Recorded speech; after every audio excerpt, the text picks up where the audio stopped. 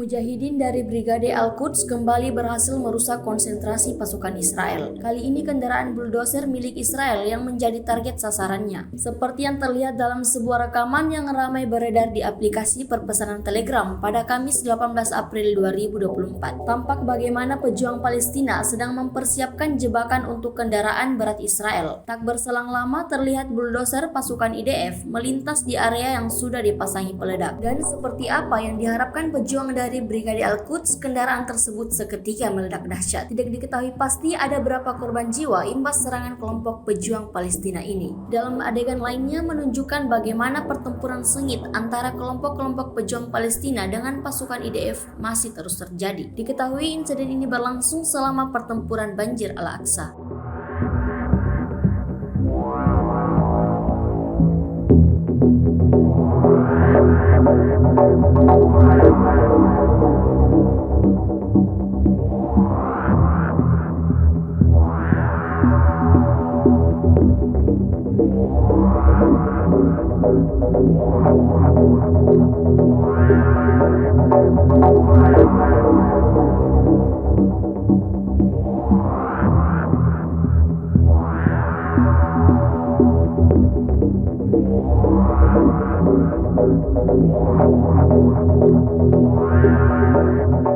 Download Tribun X sekarang, menghadirkan lokal menjadi Indonesia.